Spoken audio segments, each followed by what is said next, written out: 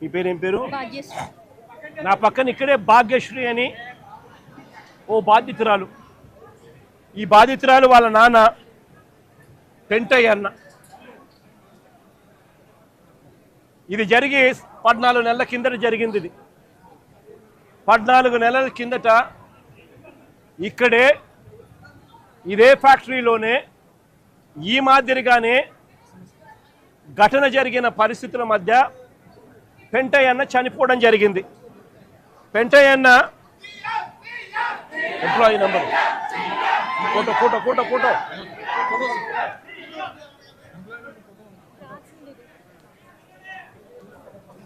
ఈ పెంటయ్య అన్న employee number 124185. Permanent employee, regular employee. SMS 2లో పనిచేస్తూ ఉన్నాడు. మాస్టర్ టెక్నీషియన్గా పనిచేస్తూ ఉన్నాడు. చనిపోయింది 1/4/2025. 1/4/2025 1 ఏప్రిల్ 2025 చనిపోయాడు. నేను అడుగుతా ఉన్నా, ఈ పెంటయ్య అన్నకు కూతురు, ఇదిగో ఐడి కార్డు. ఈ పెంటయ్య అన్నకు కూతురు పేరేం పేరుమా? భాగ్యశ్రీ కూతురు. కొడుకు ప్రసాదు,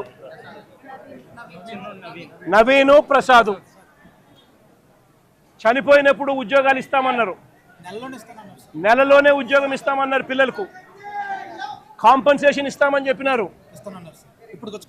ఇంతవరకు కాంపన్సేషన్ ఇవ్వాల, ఇంతవరకు జాబ్ లేదు.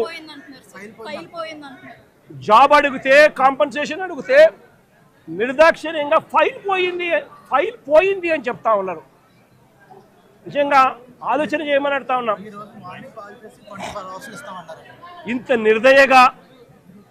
నిర్దయగా ప్రభుత్వాలు వ్యవహరించడం ధర్మమేనా అని అడుగుతా ఉన్నా.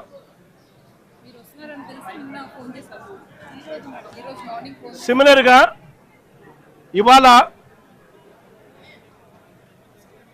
ఇవాళ జరుగుతూ ఉన్న ఘటనలో దాదాపుగా ఇప్పటికే 9 మంది చనిపోయారు. దాదాపుగా మరో 5 మంది హాస్పిటల్లో వైద్యం పొందుతూ ఉన్నారు.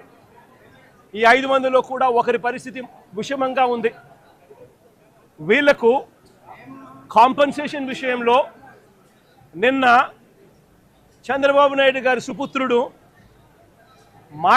ఆయన మాట్లాడిన మాటలు చూస్తే నిజంగా నాకు ఆశ్చర్యం కలిగిస్తుంది. మానవత్వం అన్నది ఎవరికైనా ఎక్కడైనా కానీ కొద్దో గొప్ప ఉండాలి కదా, ఇలాంటి మనుషులు కూడా ఉంటారా అనిపించింది. నిజంగా ఆయన అంటాడు 1,72,00,000 ఇస్తా ఉన్నాము అని చెప్పి. నాకు ఆశ్చర్యంగా నేను అడుగుతా ఉన్నా, అయ్యా లోకేష్ గారు, ఈ 1,72,00,000లో మీరు ఏదైతే మాట్లాడుతూ ఉన్నారో ఆ ఎంప్లాయీస్కు రైట్ఫుల్గా వాళ్ళకి రావాల్సిందే కదయ్యా నువ్వు ఇస్తూ ఉన్నావు, ఎక్స్ట్రా నువ్వేమి ఇస్తూ ఉన్నావు అని చెప్పి నేను అడుగుతా ఉన్నా. ఈ ఎంప్లాయీస్కి రావాల్సిన గ్రూప్ ఇన్సూరెన్స్ అయితేనేమి, ప్రావిడెంట్ ఫండ్ అయితేనేమి, గ్రాట్యుటీ అయితేనేమి, రిస్క్ ఇన్సూరెన్స్ అయితేనేమి, వీటి నేపథ్యంలో 1.45 crores వాళ్ళకే రావాల. ఆ తర్వాత కంపెనీనే మరో 25 లక్షలు ఇస్తూ ఉంది. అది కూడా విశాఖపట్నం స్టీల్ ప్లాంట్ కంపెనీయే ఇస్తూ ఉంది. కేవలం ప్రైమ్ మినిస్టర్ రిలీఫ్ ఫండ్ కింద కేవలం 2 లక్షల రూపాయలు అదనంగా ఎక్స్గ్రేషియా కింద వస్తూ ఉంది. రాష్ట్ర ప్రభుత్వం నుంచి 0 రూపాయి అంటే రూపాయి కూడా ఇవ్వడంలే. మరి నేను అడుగుతా ఉన్నా, ఇక 1.72 crores ఇంకొకటి నువ్వు ఇచ్చేదేందయ్యా బోడీ అని అడుగుతా ఉన్నా.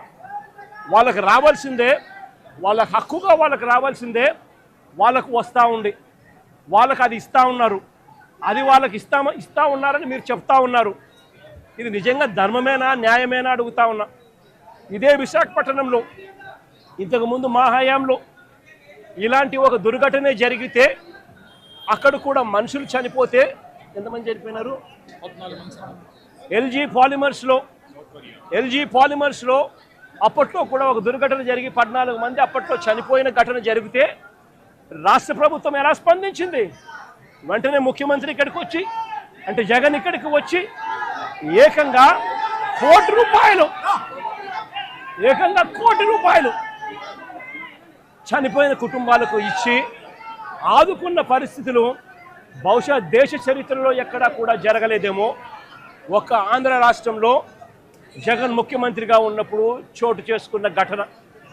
ఏకంగా ₹1 కోటి వాళ్ళకి ఇచ్చి ఆ కుటుంబాలకు తోడుగా ఉండి ఆ కుటుంబ వాళ్ళ సభ్యులు చనిపోయిన వాళ్ళకు ఉద్యోగాలు కూడా మళ్ళీ ఆ కంపెనీలో ఇచ్చేట్టుగా వైఎస్ఆర్సీపీ ప్రభుత్వం అప్పట్లో అడుగులు ముందుకు వేసి చేయించింది.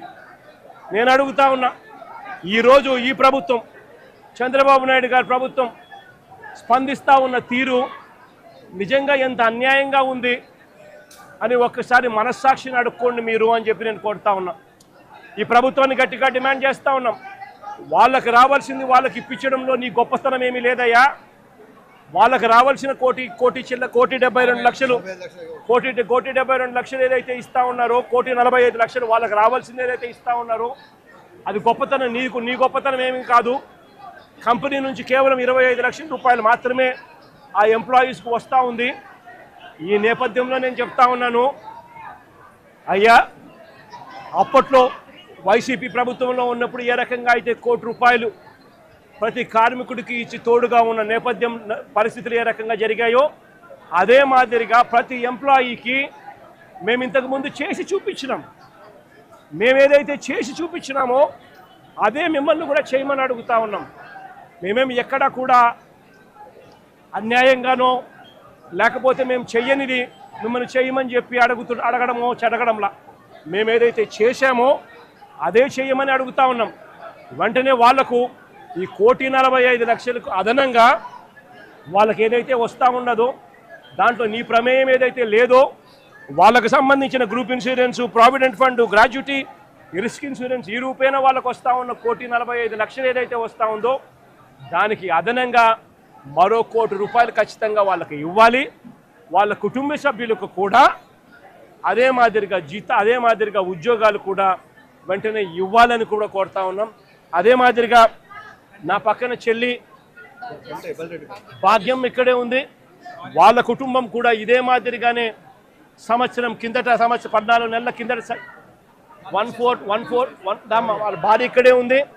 1/4/2025లో చనిపోయిన పెంటయ్యన్న కుటుంబానికి కూడా ఇదే ప్యాకేజ్ కూడా వాళ్ళకు కూడా వర్తింపచేసి వాళ్ళ కుటుంబానికి కూడా ఇదే మాదిరిగానే ఆదుకోవాలి అని చెప్పి రాష్ట్ర ప్రభుత్వానికి, కూటమికి ఇద్దరికీ కూడా గట్టిగా వీళ్ళిద్దరికీ కూడా చెప్తా ఉన్నాం.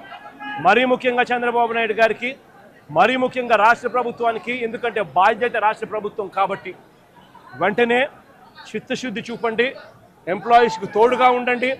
మీరు కూడా అసెంబ్లీలో వైఎస్ఆర్ కాంగ్రెస్ పార్టీ తీర్మానం చేసినట్టుగానే మీరు కూడా ప్రైవేటైజేషన్కు వ్యతిరేకంగా అసెంబ్లీలో మేము చేసినట్టుగానే తీర్మానం కూడా చేసి కేంద్రానికి పంపి ఇది జరగకుండా కూడా ఆపే కార్యక్రమంలో చిత్తశుద్ధిని కూడా చూపండి అని చెప్పి కూడా గట్టిగా వీళ్ళందరికీ కూడా కోరుతా ఉన్నాం.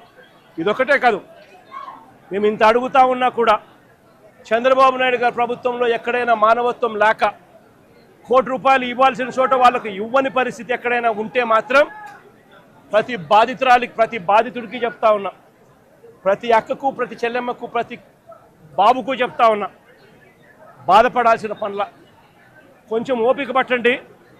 దేవుడి దయతో మన ప్రభుత్వం వచ్చిన వెంటనే ఒక నెల తిరక్క మునిపే ₹1 కోటి రాష్ట్ర ప్రభుత్వం తరఫు నుంచి వీళ్ళకి ఇచ్చి ఆదుకుంటామని చెప్పి ఖచ్చితంగా చెప్తా ఉన్నాం.